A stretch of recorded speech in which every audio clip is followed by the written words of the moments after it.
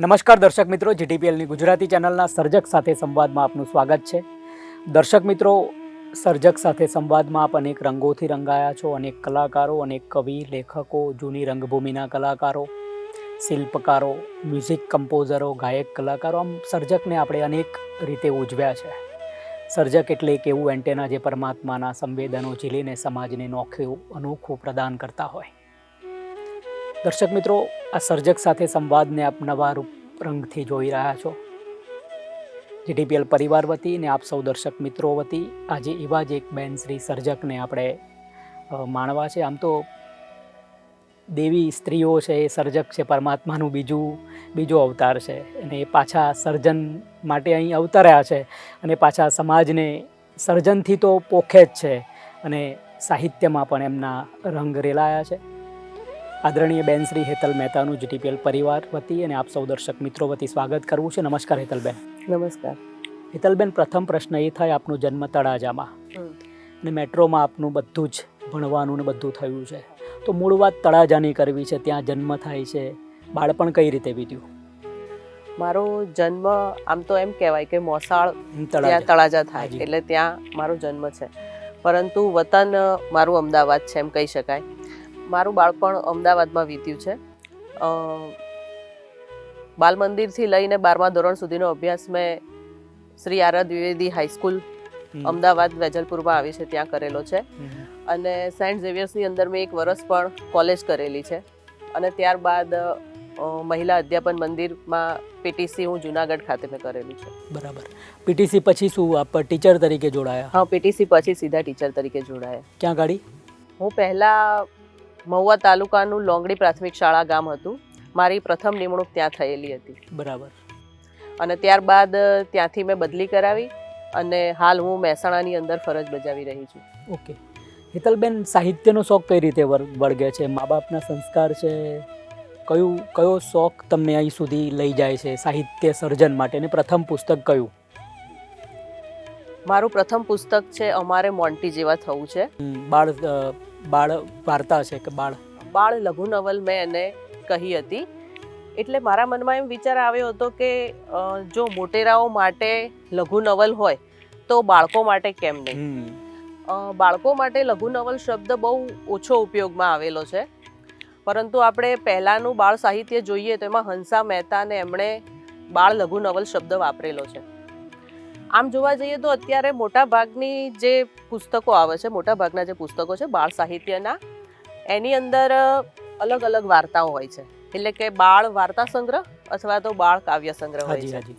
એટલે મને એમ વિચાર આવ્યો કે મારે એવી કોઈ કથા રચવી કે જે સળંગ હોય, જેને તમે કાર્ટૂન શ્રેણી પણ કહી શકો, અને એ રીતે અમારે મોન્ટી જેવા થવું છે પુસ્તકનો ઉદ્ભવ થયો છે.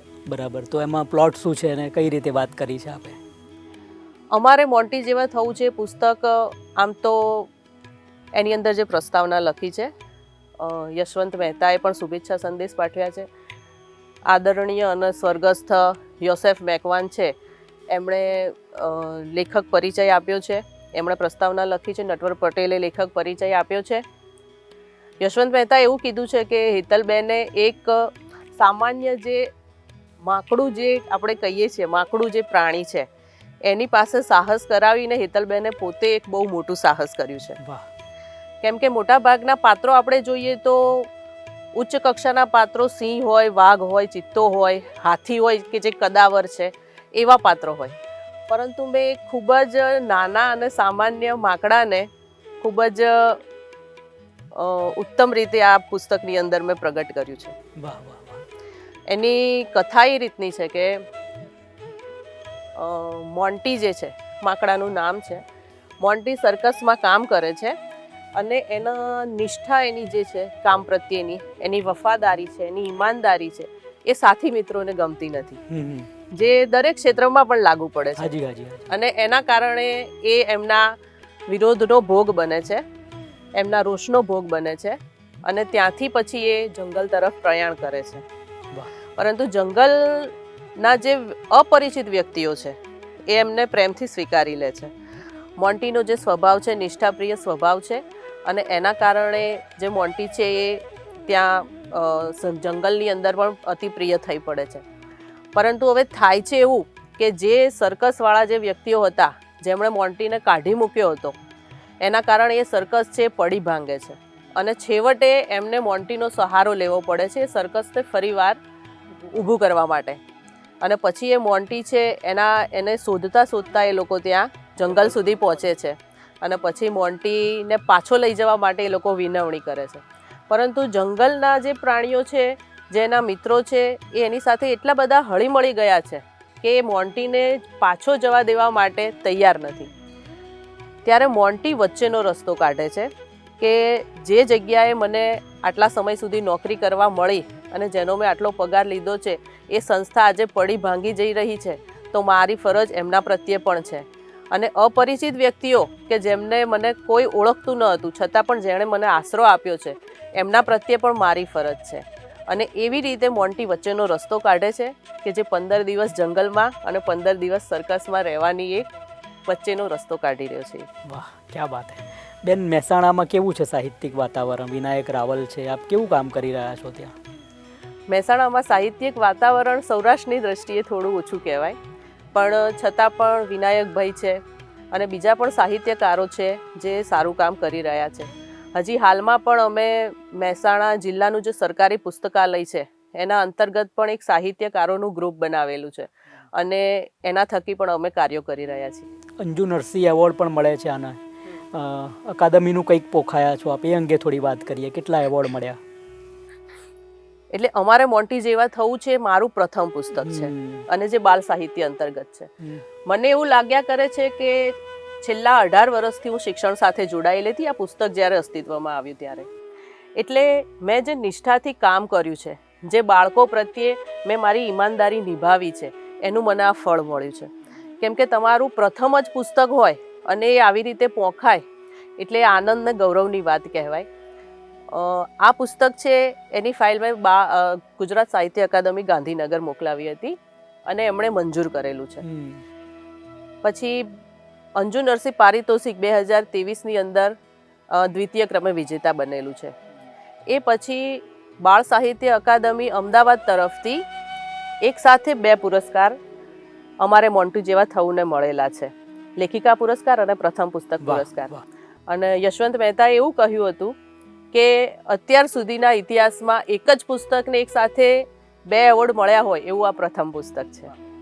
અને મને તમને જણાવતા આનંદ થાય છે કે ગઈકાલે જ એક પારિતોષિકની જાહેરાત થઈ છે. એ ગુજરાત સાહિત્ય અકાદમી ગાંધીનગર તરફથી 2022ના પારિતોષિકમાં અમારે મોન્ટી જેવા થવું છે અને પ્રથમ ક્રમે વિજેતા બની છે. તમે કામ કરતા રહો. વિમળા નામની નવલકથા અંગે થોડી વાત કરીએ.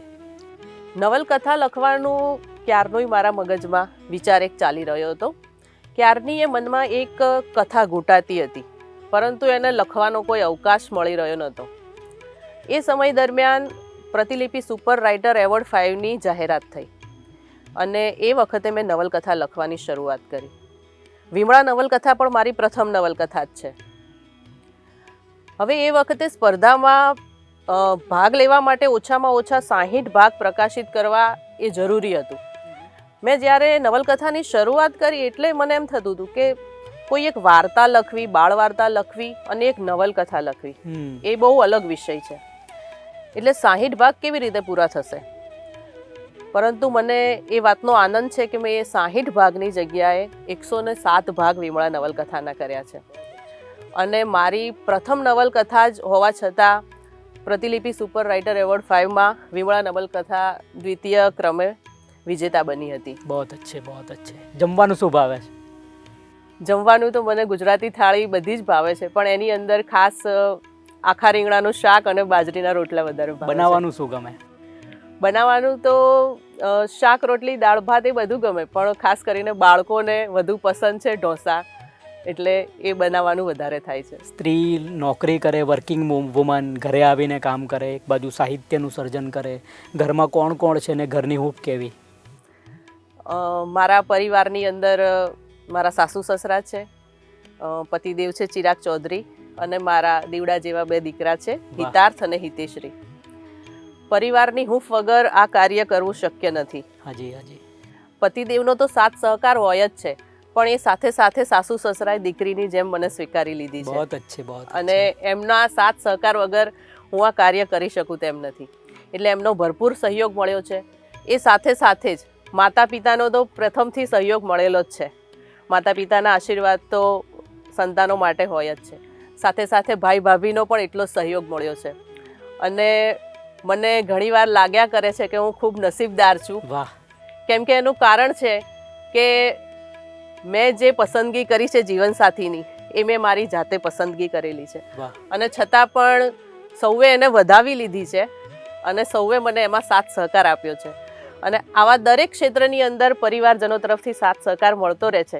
એટલે મેં મારી જે દરિયાદિલ પુસ્તક છે એની અંદર મેં લખ્યું છે કે જીવનનું સાચું સુખ પ્રિયજનોના સહવાસમાં છે અને આથી જ હું ખરેખર સદભાગી છું.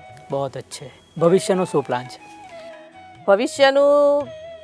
ભવિષ્યમાં લેખન તો મારું ચાલુ રહેશે, પણ એ સિવાય હું તમને વાત કરું તો 2025ની અંદર આના પછી મેં બીજી એક નવલકથા લખી છે, રાજમાતા. એનો વિષય બિલકુલ જુદો છે, ઐતિહાસિક છે. હા, એ રાજા મહારાજાઓ ઉપર એક પ્રકારે લખેલી છે અને એ મારી દ્વિતીય નવલકથા છે અને એ પણ પ્રતિલિપિ સુપર રાઇટર એવોર્ડ 8ની અંદર વિજેતા બની છે. એટલે એ નવલકથા લખાઈ ચૂકી છે અને પુસ્તક સ્વરૂપે આ 2025માં મારે બહાર પાડવી છે. એ સિવાય એક બીજી બાળ લઘુ નવલ લખેલી છે, એ પણ હું બહાર પાડી રહી છું આ વર્ષમાં. અને એ સિવાય બીકે ન્યૂઝ શનિવારની પૂર્તિ આવે છે બાળકો માટેની, એની અંદર મેં છેલ્લા 1.5 વર્ષમાં જે શિવપુરાણની કથા વાર્તાઓ છે એને મેં બાળકોની કક્ષામાં લખી છે. વાહ. એટલે એ જે પુસ્તક છે એની 51 વાર્તાઓ છે.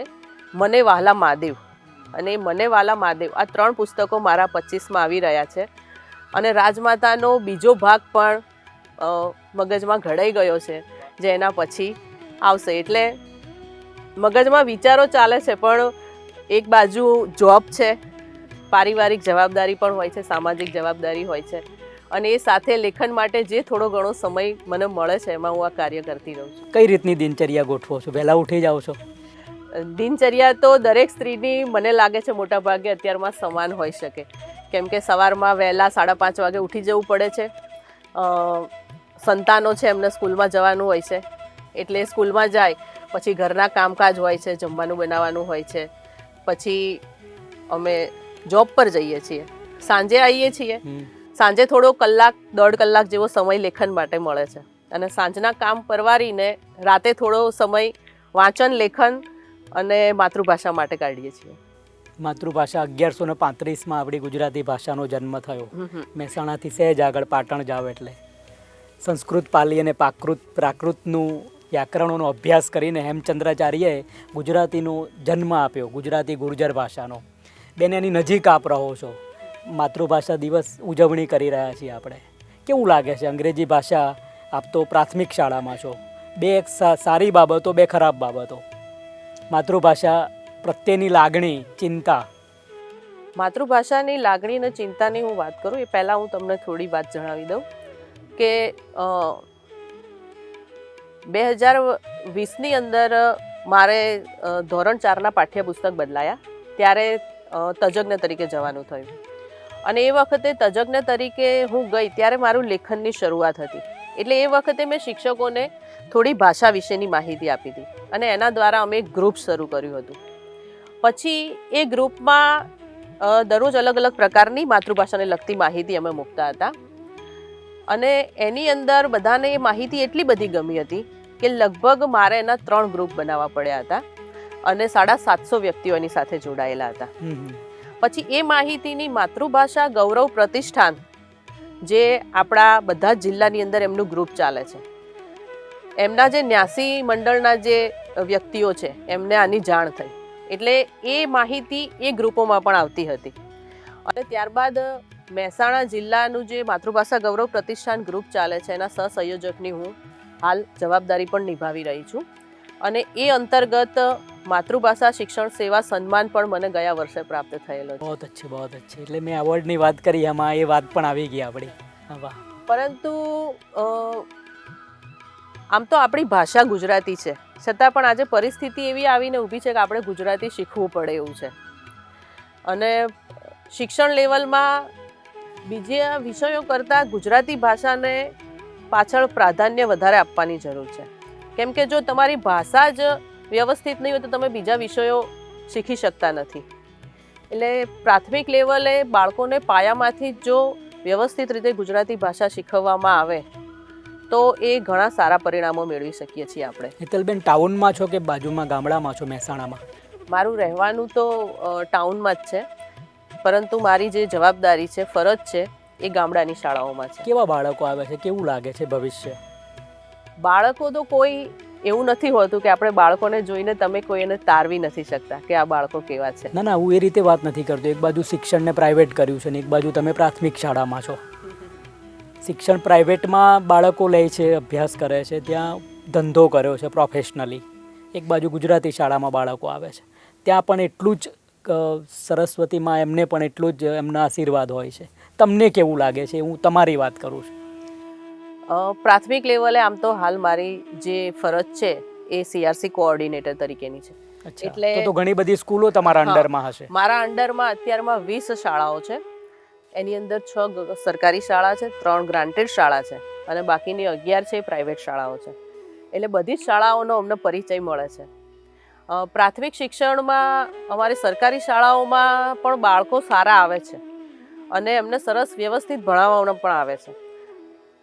હાલ તમે ખ્યાલ હોય તો જ્ઞાન સેતુની એની પરીક્ષા આવી રહી છે અને પહેલાં પણ 2 વર્ષથી પરીક્ષા લેવાઈ છે, જેની અંદર બાળકોએ ખૂબ જ ઉત્કૃષ્ટ પ્રદાન કરેલું છે. પરંતુ જે ગામડાનું જે સ્તર છે એના વાલી છે એ પ્રાઇવેટ શાળાના પેરેન્ટ્સ જેટલા જાગૃત હોતા નથી. એટલે થોડો ત્યાં ફેર પડે છે. ગામડાના બાળકોને પણ હવે તો આમ તો સરકાર તરફથી ખૂબ સારી સવલતો આવી છે. પુસ્તકાલય છે, ઇન્ફ્રાસ્ટ્રક્ચર છે, બહુ સારું બનાવ્યું છે. એટલે ત્યાં પણ શિક્ષણ ને બધું સારું છે. છતાં પણ ક્યાંક ગામડાના બાળકો પાછા પડતા એવું દેખાય છે. મહેસાણામાં કેટલીય સરકારી શાળાઓ બંધ કરી દીધી. આપ સાક્ષી છો. આવું કેમ થયું? ગવર્મેન્ટ કેમ આમ કરે છે? ગવર્મેન્ટના અલગ અલગ નિયમો આવે છે એ પ્રમાણે આ કાર્ય થાય છે. પરંતુ એવું પણ નથી. જ્યારે જે શાળાઓ બંધ થઈ છે એનું કારણ છે કે મોટાભાગની જે ગામ હોય એના મોટાભાગના રહેવાસીઓ હોય સિટી તરફ જતા રહ્યા હોય. એટલે ગામમાં મોટાભાગે વૃદ્ધ વ્યક્તિઓ રહેતા હોય અને એના કારણે બાળકો શાળામાં થતા નથી. એટલે અમુક સંખ્યાથી ઓછા બાળકો હોય તો પછી એ શાળા સરકાર બંધ કરે છે અને અથવા તો ટ્રાન્સપોર્ટેશન દઈ અને બાજુની મોટી શાળામાં એમને સ્થળાંતરિત કરવામાં આવે છે. એટલે એક બાજુ પ્રોફેશનલને વેગ પણ આપે છે સરકાર. હા, એટલે એવું નથી. આમ તો તમે જુઓ તો જ્ઞાન સેતુ જે પરીક્ષા છે, બરાબર, એની અંદર જો બાળક પાસ થાય છે તો એને, અને એ બાળક જો સરકારી શાળામાં જ ભણવા માંગે છે અથવા તો ગ્રાન્ટેડ શાળામાં ભણવા માંગે છે તો એ બાળકને સરકાર શિષ્યવૃત્તિ આપે છે. સરકાર એમને કોઈ પ્રાઇવેટ શાળા તરફ જવાનું કહેતી નથી. એટલે બાળકો અત્યારમાં જે જ્ઞાન સેતુની પરીક્ષા છે એના દ્વારા તો બાળકો શિષ્યવૃત્તિ લઈ શકે છે અને આગળ સારો અભ્યાસ કરી શકે છે. શિક્ષણ તો ફ્રી હોવું જોઈએ. હેતલબેન, નવલકથામાંથી કંઈક વાંચો.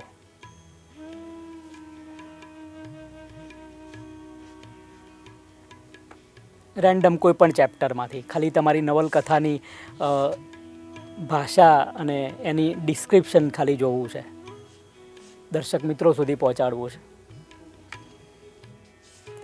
સંવાદ લેવા છે. હા, સંવાદો સાંભળવા છે. તમે કઈ રીતે એમાં તમારી હથોટી દર્શક મિત્રો સુધી પહોંચાડવી છે, તમારું લેખન કૌશલ્ય બતાવવું છે. બેન, ક્યાંય પણ વાંચો, ક્યાંકથી પણ વાંચો. વિમળાના પગની ઘૂંઘરીઓ ઘરમાં ગુંજી રહી હતી. તેણે માથે લાજ કાઢી ઘરના કામ બીજા જ દિવસથી ઉપાડી લીધા. આદમી ઘરમાં ન હતા. તે ફળિયામાં વાસણ માંજી રહી હતી. માથે ઓઢેલ સરી પડ્યું હતું. કરમસી લાંબા ડગ ભરતો ફળિયામાં પ્રવેશ્યો. વશરામ, એ વશરામ! વિમળાને માથે ઉતાવળે ઓઢતા ઓઢતા કરમસી જોઈ ગયો. અરે ભાભી, હું તો વશરામથી નાનો સૌ, અમારું વળી કાં માથે ઓઢો? વિમળા શરમાઈને નીચું જોઈ ગઈ. લ્યો, હવે કયો કે અમારા ભાઈબંધ ક્યાં? ભાભી આવ્યા કે અમને ભૂલી જ ગયા લાગે છે. એ હજી હૂતો છે, વશરામની માં મોંઘી રસોડામાંથી બોલી. હારું એને ઉઠાડો ને કહેજો કે વાડીએ મળે. કહી કરમસિંહ વિમળા સામે ફરી એક નજર નાખી હાલતો થયો. વસરામ વાડીએ પહોંચ્યો. એલા ભાભી આવ્યા અને તું તો બધાને ભૂલી જ ગયો લાગે છે, માણેકે મસ્તી કરતા કહ્યું. અરે ના ના, વશરામ શરમાતા બોલ્યો. એલા ભાભી સેજ એવા ભાઈબંધ ભૂલી જ જાય ને. એવા તે કેવા? વસરામ કરડાતી આંખે બોલ્યો. એ રૂપના અંબાર છે, જાણે અપ્સરા જોઈ લ્યો, પછી આપણો ભાઈબંધ હાનો આપણી પાસે આવે બોલો. કરમસિંહ નિર્દોષ ભાવે બોલી ગયો. તે ક્યાં જોઈએ ને? લે હું આજે એને ઘેર બોલાવા નહોતો આવ્યો. ઓકે બેન, ગમતા બે લેખક ગુજરાતી સાહિત્યના? ગુજરાતી સાહિત્યમાં રઘુવીર ચૌધરી, એમના પુસ્તકો મેં થોડા વાંચેલા છે, અને કનૈયાલાલ મુનશી, ઐતિહાસિક નવલકથા. ઐતિહાસિક નવલકથા પાટણની પ્રભુતા અને ગુજરાતનો નાથ રાજાધિરાજ, એ મને થોડી પ્રભાવિત કરેલી છે. વિમળા નવલકથામાં મહેસાણાનું લોકબોલી ને ત્યાંનું સાહિત્ય વારસો લીધો છે આપે? વિમળા નવલકથા છે આખી કાઠિયાવાડ પ્રદેશ ઉપર કાઠિયાવાડ લખાયેલી પ્રદેશની, હાજી. વિમળા નવલકથાની જે પ્રસ્તાવના છે મણિલાલ હ પટેલે લખેલી છે, અને એમણે પ્રસ્તાવનાની શરૂઆતમાં જ લખ્યું છે કે વિમળા અનેક રીતે ભાતે નોખી છે. આની અંદર મેં મરસિયા પણ આવરી લીધા છે, એની અંદર લોકગીતો છે, એની અંદર હોળી ગીતો છે, ગરબા છે, લગ્ન ગીતો છે, એવા ઘણા બધા ગીતોને પણ મેં આવરી લીધા છે. એ સિવાય 4 પેઢીની કથા વાર્તા વિમળામાં સમાયેલી છે. એની અંદર ગાંધી યુગને પણ મેં આવરી લીધેલો છે. અને ભવિષ્યના વિદ્યાર્થીઓ કે ભવિષ્યના વ્યક્તિઓને જો કાઠિયાવાડ વિશે કંઈ જાણવું હશે, ત્યાંના રીતિ રિવાજો, ત્યાંના ઘર કેવા હતા, ત્યાંનો પહેરવેશ કેવો હતો, ત્યાંનું જે વાતાવરણ છે, સીમવાડી વગડો કેવા હતા, તો એ વ્યક્તિઓને વિમળા ખરેખર ખૂબ જ લાભદાયી થશે. મારાથી કોઈ પ્રશ્ન ના પૂછાયો હોય અને તમે પ્રકાશ પાડવા માંગતા હોય? આપણે દરિયાદિલ વિશે આપણે બિલકુલ બિલકુલ બિલકુલ પૂછાયેલું. હાજી. દરિયાદિલ એ મારી બીજી બાળ લઘુ નવલ છે, અને આમ એવું કહેવાય છે કે દરિયાઈ કથાઓ હવે લુપ્ત થતી જાય છે, ખૂબ જ ઓછી લખાય છે. એવા સમયમાં મેં બાળકોને લક્ષમાં રાખી અને દરિયાઈ બાળ વાર્તા લખેલી છે, કે જેની અંદર એક નાનકડો બાળક પોતાની બીમાર માતાની ઔષધિ શોધવા માટે દરિયાનું કહેણ સાંભળી અને દરિયામાં કૂદી પડે છે, અને પછી એની સાથે જે જાત જાતની ઘટનાઓ બને છે એની અંદર એ સહાયભૂત થાય છે. એની અંદર જે બાળક હિમાલય છે, એની અંદર નિષ્ઠાવાન, બીજાને મદદ કરવાની વૃત્તિ, સાહસ વૃત્તિ છે, અને કોઈ પણ પરિસ્થિતિમાં પાછા નહીં પડવાની વૃત્તિ, એ બધા જ ગુણોને કારણે એ છેવટે સફળ થાય છે, અને બીજાની મદદ કરતાં કરતાં પોતાનું દુઃખ ભૂલી જાય છે, અને છેવટે એના જે ગુણો છે, એને જે કાર્ય કર્યું છે એના કારણે એ સફળ થાય છે, અને એ પાછો આવે છે અને એની બીમાર માતાને પાછી સાજી કરે છે. દર્શક મિત્રો, આપણે હેતલબેનને મળી રહ્યા હતા. ખૂબ સુંદર રીતે એ નવલકથામાં કામ કર્યું છે, બાળ વાર્તાઓમાં, બાળ લઘુ નવલ એમના મતે, અને સુંદર રીતે કામ કરી રહ્યા છે. અનેક સર્જકોએ એમને પોખ્યા છે. ગુજરાત સાહિત્ય અકાદમી અંજુ નરસિંહ એવોર્ડથી પણ એ પોખાયા છે. શિક્ષણના વ્યવસાય સાથે સંકળાયેલા છે, કેળવણીકાર છે, પોતે બાળકો સાથે રહે છે, પ્રાથમિક શાળાના કોઓર્ડિનેટર છે. એટલે સરસ રીતે બધી જવાબદારી સંભાળે છે. ઘર અને પરિવાર તો છે જ, છતાં પણ સ્ત્રી જ્યાં જાય ત્યાં હરિયાળું કરતી જ હોય છે. પરમાત્માના આશીર્વાદ છે, અને એ રીતે એ કામ કરી રહ્યા છે. જીટીપીએલ પરિવાર વતીને આપ સૌ દર્શક મિત્રો વતી જીટીપીએલમાં આવવા માટે એમનો હાર્દિક આભાર માનીએ. આભાર બેન. આભાર.